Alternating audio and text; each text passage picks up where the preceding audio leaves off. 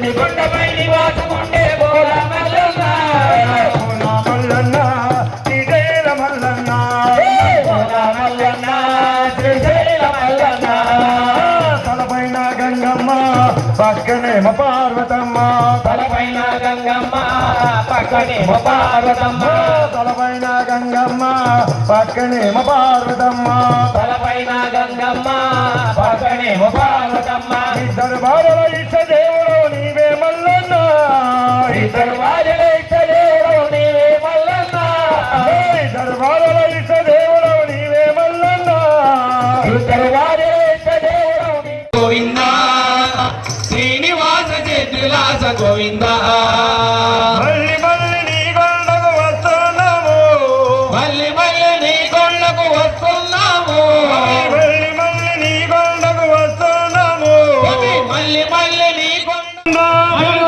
గోవింద ఆపద మొక్కుల గోవింద గోవింద శ్రీనివాస దిద్దిలాద గోవింద గోవింద హరి గోవింద శ్రీనివాస చతులాస గోవింద అన్నమయ్య ఆరాధనలు అందుకోండి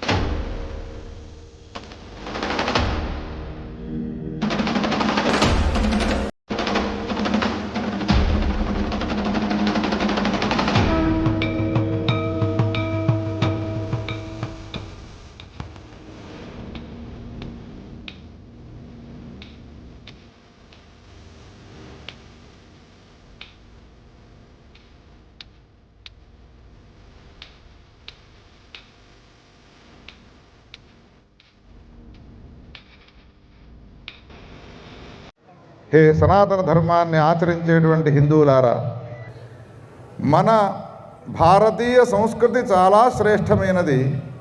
మన సనాతన ధర్మము చాలా చాలా శ్రేష్టమైనది. ఈ ధర్మాన్ని వదిలిపెట్టి వేరే ధర్మానికి వెళ్ళినారనుకోండి, ఆ ధర్మాల్లో ఎవరు దేవతలు అనేటువంటి పేరుతో పిలువబడేవారు ఉన్నారో వాళ్ళకే సందేహం కలుగుతుంది. వాణి ధర్మం ఎందు వానికే విశ్వాసం లేదు, మన ధర్మానికి వచ్చిన తర్వాత వాణ్ణి మనం ఎట్లా విశ్వసించాలి అని వాళ్ళు కాలదంతారు. ఇతో భ్రష్ట తతో భ్రష్ట అనేటువంటి పరిస్థితి ఏర్పడుతుంది. కావున కృష్ణ పరమాత్మ చెప్పినటువంటి భగవద్గీతలోని శ్లోకాన్ని మీరంతా కూడా జ్ఞాపకం చేసుకోండి. కృష్ణుడు ఏమన్నాడు అంటే, శ్రేయాన్ స్వధర్మో విగుణ పరధర్మో భయావహ అన్నాడు. హే హిందువులారా, హిందూ మతాన్ని వదిలిపెట్టి వేరే మతాన్ని మీరు అవలంబించబోకండి. ఏమన్నాడు కృష్ణ పరమాత్మ భగవద్గీతలోనంటే, శ్రేయాన్ స్వధర్మో విగుణ. ఉదయాత్పూర్వమే నిద్ర లేవడం చలి పెడుతుంది, ఇంకా రేపో మాపో మార్గశీర్షం వస్తుంది. మార్గశీర్ష మాసంలో 3 లేచి స్నానం చేసి నారాయణమూర్తికి పూజను చేసి అనేక రకాలైనటువంటి పక్వ పదార్థాలను నైవేద్యం పెట్టాలి. చలితో ఉన్నటువంటి సమయంలో లేవడం ఎవరికైనా ఇష్టమవుతుందా? లేవడం ఇష్టము లేకపోయినప్పటికీ కూడా నీవు లేచి కనుక ఒకవేళ ఆ కృత్యాన్ని చేసినావు అనంటే భగవంతుడు ప్రసన్నుడవుతాడు. ఇది నాకు కష్టాన్ని కలిగిస్తుంది అని భావించి స్వధర్మాన్ని వదిలిపెట్టకుండా స్వధర్మాన్ని ఆచరిస్తూ కనుక ఒకవేళ నీవు నీ జీవనాన్ని కొనసాగించినావు అనంటే తప్పకుండా నీకు శ్రేయస్సు లభిస్తుంది అనే విషయాన్ని తెలియజేసినాడు. ఒక్కసారి రామ అనండి మీరంతా కూడా, మళ్ళొక్కసారి అనండి. మీకు కాదు పుణ్యం వచ్చినది, మీరు నోటి నుండి రామ అని అంటూ ఉంటే విన్న నాకే పుణ్యం వచ్చినది. ఎంత పుణ్యం వచ్చినదో తెలుసునా?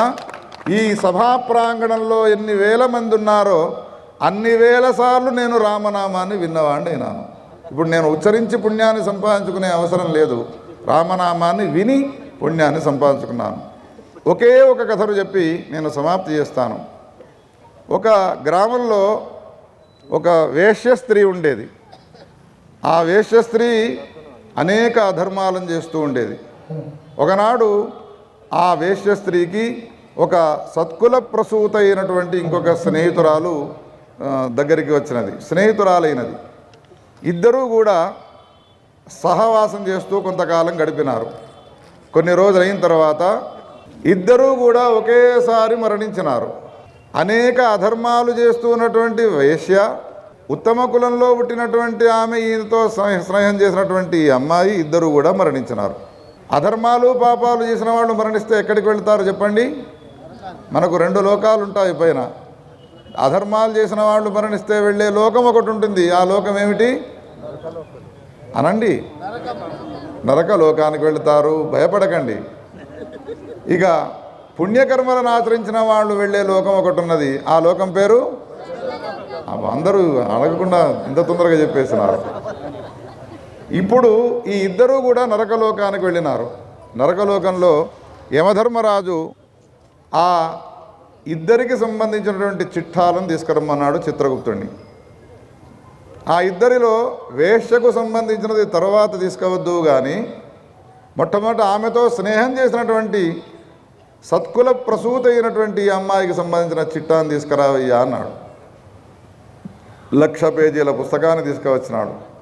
యమధర్మరాజు, ఈ 1,00,000 పేజీలది నువ్వు వినిపించేంత సామర్థ్యం నీ ఓపిక నీకుండవచ్చును కానీ వినే ఓపిక నాకు లేదు. ఈ 1,00,000 పేజీలన్నీ పాపాలతో కూడుకొని ఉన్నాయి, ఏదైనా మంచి పని చేసినదా ఈ అమ్మాయి అని అడిగినాడు. వెతకగా ఒక పేరాగ్రాఫ్ దొరికినది.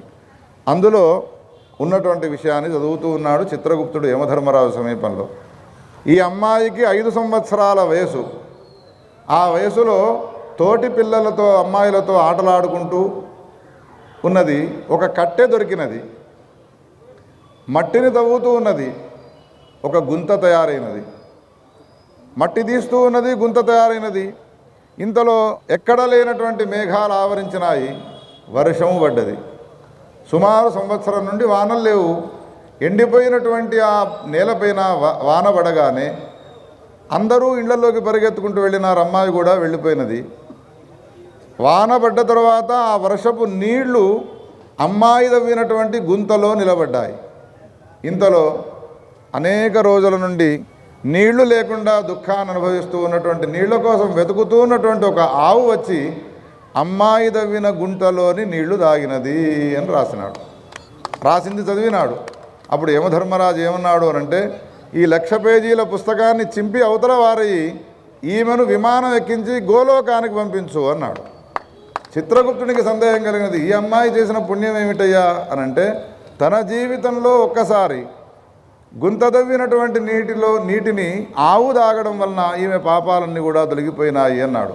శ్రోతలారా, ఒక్క మాట నేను అడుగుతాను, మీరు సమాధానం చెప్పండి. ఆ గుంతను దవ్వే సమయంలో అమ్మాయి ఏమైనా అనుకున్నదా, నేను గుంతను దవ్వుతున్నాను, వర్షం పడుతుంది, పడ్డ తర్వాత అందులో నీళ్లు నిండుతాయి, ఆ నీళ్లను దాహంతో ఉన్నటువంటి ఆవు వచ్చి తాగుతుంది అనుకొని దవ్వినదా? అనుకోకుండా దవ్వినటువంటి గుంతలోని నీళ్లు తాగిన ఆవు తాగినందుకే దాని జన్మజన్మల పాపాలన్నీ కూడా నశించిపోయినాయి అని అంటే, ఒకవేళ మనమే గనక ప్రేమతో అనురాగముతో గనక ఆవులకు నీళ్లు పెట్టి ఆవులకు గనక ఒకవేళ గోగ్రాసాన్ని ఇచ్చినామనుకోండి, మన పాపాలు ఇంకా నిలబడి ఉంటాయా? గోమాతాకి. ఇప్పుడు ఒక ఆమె పరిష్కారం అయిపోయినది, రెండవ ఆమె మిగిలినది. ఎవరు? వేశ్య. ఆమెకు సంబంధించిన చిట్టా తీసుకురావా అంటే నెత్తి మీద పెట్టుకుని 1,00,000 పేజీల పుస్తకాన్ని మళ్ళీ తీసుకువచ్చినాడు. అదంతా వినే ఓపిక నాకు లేదు, ఏమైనా పుణ్యకార్యం చేసిందా అడుగు, చూడవయ్యా అంటే వెతకంగా మళ్ళీ ఒక పేరాగ్రాఫ్ దొరికినది. అందులో ఏం రాయబడ్డది అని అంటే, ఈ అమ్మాయి ప్రతిరోజు విటుల కోసం ఎదురు చూస్తూ ఇంటి ముందు కూర్చుంటుంది. ఆనాడు విటులెవరూ కూడా రాలేదు, చిలకలమ్ముకునేవాడు మాత్రం కనబడ్డాడు. పంజరాలున్నాయి, పంజరాల్లో చిలకలున్నాయి, చిలకలో ఎమ్మ చిలకలు నమ్ముకుంటూ వెళుతున్నాడు. ఏ చిలకలమ్మేవాడు ఇటు రారా అన్నది. అనేక పంజరాల్లో ఒక పంజరంలో ఉన్న చిలక చాలా సుందరంగా ఉన్నది. ఈ చిలకను ఎంతకిస్తావు అన్నది. 2,000 రూపాయలు అవుతాయన్న, పంజరంతో సహా. 2,000 కాదు 5,000 ఇస్తాను అన్నది. దాని దగ్గర డబ్బుకేం కొద ఉన్నది. 5,000 ఇచ్చినది. ఆ పంజరాన్ని తీసుకుని వెళ్ళి ఇంట్లో అలంకారం చేసినది. ఇంటికే అలంకారం వచ్చినది. అప్పటి నుండి ఇంటి ముందు కూర్చున్నటువంటి తాను వంట ఇంట్లోకి వెళ్ళి వంట వండుకోవాలి అని వంట వండుకోవడం కోసం వెళ్ళినది. ఈ చిలుకలు అమ్ముకునేవాడు ఏం చేసినాడు అంటే, చిలుకకు డబ్బులు ఎక్కువ రావాలి అమ్మితే అని ఈ వేశ్యకు ఉన్నటువంటి చిలుకకు రామ అనే నామాన్ని అలవాటు చేసినాడు, ఉచ్చరించే అలవాటు చేసినాడు. చిలుక ఏమంటుంది అనండి, మాటలు రాని చిలుకనే రామ అంటుంది. మాటలు వచ్చిన మీరు అనండి అన్న అనడం లేదేమిటి? ఏమంటుంది చిలుక? రామ అంటుంది. రామ అన్నది. అనగానే లోపల పనిలో నిమగ్నమైనటువంటి వేశ్య బయటికి వచ్చి చూసినది. ఎవరు మనుషులు కనిపించలేదు. అయ్యో ఎవరో వచ్చినారు అని అనుకున్నాను, ఎవరు లేరే అని మళ్ళీ లోపలికి వెళ్ళి వంట వండుకుంటూ ఉన్నది. ఈ చిలుకకి ఏమిటి అని అంటే, ఎవ్వరు లేని సమయంలో రామనామాన్ని ఉచ్చరించడం అలవాటైంది. మళ్ళీ చిలుక ఏమన్నది పంజరంలో నుండి, నాకు వినరాలేదు. లోపల ఉన్న వేశ్యకు వినరావాలి రామ అని. ఏమన్నది? రామ అనగానే లోపల ఉన్న వేషం మళ్ళీ బయటికి వచ్చినది. మళ్ళీ లోపలికి వెళ్ళినది. ఇప్పుడు లోపలికి వెళ్ళినట్టుగా వెళుతూ బయటనే ఉండి చూస్తూ ఉన్నది. పంజరంలో ఉన్నటువంటి ఆ చిలుకనే రామ అన్నది. దాని జీవితంలో ఈ 2 అక్షరాల మంత్రాన్ని విననేలేదు. అది ఇదేదో చాలా అందంగా ఉన్నది నామం అంటూ ఉంటే అని పంజరం దగ్గరికి వెళ్ళి చిలుక దగ్గర నిలబడగానే వేశ్యను చూసి చిలుక ఏమన్నది? రామ. ఏమన్నది? అనగానే చిలుక అన్న రామనామాన్ని విన్నటువంటి వేశ్యకు మళ్ళీ అనాలి అనిపించినది. ఏమన్నది? వేశ్య రామ అనగానే చిలుక ఏమన్నది? చిలుక రామ అనగానే వేశ్య ఏమన్నది? ఇద్దరు ఏమన్నారు అని ప్రశ్న వేస్తే మీరేమంటున్నారు? ఈ పేజీలో ఉన్నటువంటి కథను వినిపించగానే ఈ 1,00,000 పేజీల పుస్తకాన్ని తీసుకుపోయి అవతల వారవేయి, కాల్చిపారేయి, దీని పాపాలన్నీ పటాపించలేకపోయినాయ్యా. జీవితంలో ఒక్కసారి రామనామాన్ని ఉచ్చరించడం వలన అది ఎన్ని పాపాలు చేసినా కానీ ఆ పాపాలన్నీ కూడా భస్మైపోతాయి. అందుకనే జగద్గురు శంకరాచార్యుల వారు ఏమన్నారు అంటే, భగవద్గీత కించిదధీత గంగాజలలవ కణికాపీత సకృదపి ఏన మురారి సమర్చ క్రియతే తస్య యమేన చర్చ. యమధర్మరాజు మనను గురించి చర్చించకూడదు అనంటే 3 అంశాలను ప్రస్తావించినారు జగద్గురు శంకరాచార్యుల వారు. మూడింటిలో మొదటిదేది? భగవద్గీతలో 700 శ్లోకాలు ఉంటాయి. జీవితంలో 100 సంవత్సరాల ఆయుష్యం లోపల ఒక్కసారి భగవద్గీతలోని ఒక్క శ్లోకాన్ని చదివినా చాలు, యమధర్మరాజు అబ్బో వీడు భగవద్గీతలో ఒక శ్లోకం చదివినాడురా, వీడు మనకు సంబంధించిన వాడు కాదు, వైకుంఠానికి పంపించండి అంటాడు.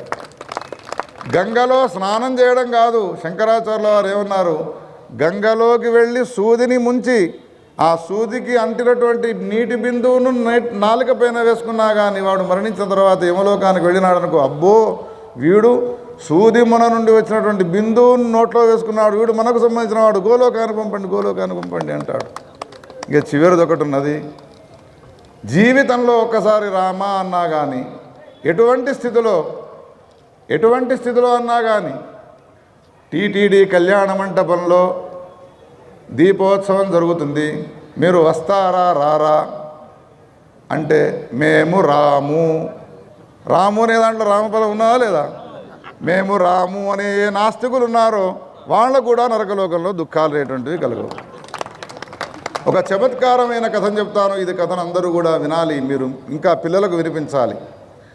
రామనామం యొక్క మహిమ అంతటా వ్యాపించిపోయినది. లంకానగరంలో నిజానికి రాముణ్ణి ఇష్టపడనటువంటి శత్రువు ఉన్నాడు రావణాసురుడు. కానీ అటువంటి రావణాసురుని పరిపాలితమైన లంకానగరంలో రామనామం వినవస్తున్నది. ఎవరింటిలో? విభీషణునింటిలో. ఏమంటున్నాడు ఆయన? రామ రామ అనడమే కాదు, ఇంట్లో ఉన్నటువంటి గోడల నిండా కూడా రామ రామ రాయించినాడు. ఇప్పుడు ఆయనంటే గిట్టనటువంటి వ్యక్తులు, విభీషణుడు అంటే గిట్టనటువంటి వ్యక్తులు రావణాసుడి దగ్గరికి వెళ్ళి, ఏమయ్యా మీ తమ్ముడు ఏం చేసినాడో తెలుసునా? నీ శత్రువైనటువంటి రాముని నామాన్ని అనడమే కాదు, గోడల నిండా కూడా రామ రామ అని రాయించుకున్నాడు. రావణాసుడికి ఎక్కడ లేని కోపం వచ్చినది. ఒరలో ఉన్న ఖడ్గాన్ని తీసుకున్నాడు. విభీషణుని రూముకు వెళ్ళి చూసే వరకు గోడల నిండా ఏం రాయబడినది అనండి, అంతా చూసినాడు, సందు లేకుండా రామనామం రాయబడినది. విభీషణుని పిలిచి, అరే ఎవరో చంపడం కాదు, నేనే నీ శిరచ్ఛేదం చేస్తాను. ఎందుకో తెలుసునా? రావణాసురుడనైన నా శత్రువు అయినటువంటి రాముని యొక్క నామాన్ని ఉచ్చరించడం కాదు, రాముని యొక్క నామాన్ని గోడలో సందు లేకుండా రాస్తావా ఈ లంకానగరంలో? రా, నీ తలను తెగొడతాను అన్నాడు. అంటే విభీషణుడు అన్నాడు, రామ అంటే ఏమనుకున్నావు అన్నయ్య? రామ అంటే ఏమనుకున్నాను అని అంటే దశరథనందనుడైనటువంటి రాముడు అనుకున్నాను. అయ్యో పొరపాటు పడ్డావే. రా అంటే రావణ, మా అంటే మండోదరి అని చెప్పినాడు. ఓహో అట్లానా? అయితే ఉరలో ఖడ్గాన్ని పెట్టుకున్నటువంటి వాడి యువతలకు వచ్చి లంకానగరంలో చాటింపు వహించినాడు. హే లంకా ప్రజలారా, మీరంతా కూడా రామ రామ అనండి. రావణాసురుడే రామ రామ అని అంటున్నాడు, ఇక మనకేం పోయింది, మనమే అందాం అందరం కూడా అని రామ రామ జయ రాజా రామ్, రామ రామ జయ సీతారాం, రామ రామ జయ రాజా రామ్, రామ రామ. ఉద్దేశపూర్వకముగా కాకుండా అనుద్దేశపూర్వకముగా ఆచరించినటువంటి కర్మలే మనకు ఫలాన్నిస్తున్నాయి. అన్న తర్వాత ఉద్దేశపూర్వకముగా పరమపావనమైనటువంటి కార్తీక మాసంలో దీపాన్ని వెలిగిస్తే వచ్చేటువంటి ప్రయోజనం ఇంత అంత అని చెప్పడానికి వీల్లేదు. అటువంటి ఈ కార్యక్రమాన్ని ప్రతి సంవత్సరం వలె ఈ సంవత్సరం కూడా సుగుణాకర్రావు గారు వారి టీము సభ్యులంతా కూడా చాలా అద్భుతంగా వైభవంగా నిర్వహించడానికి పూనుకున్నారు. ఇతోపి అధికమైనటువంటి ధార్మిక బుద్ధి వారికి కలిగి సమాజ శ్రేయస్సు కోసమే పాటుపడేటువంటి యొక్క దిశలో వారు ప్రయాణాన్ని కొనసాగించాలి అని, వారికి సహాయాన్ని అందించినటువంటి వారందరికీ కూడా ఆ భగవంతుడు ఆయురారోగ్య ఐశ్వర్యాల నుంచి కాపాడి రక్షించుగాక అని సభాముఖంగా వారికి ఆశీర్వచనాన్ని చేస్తూ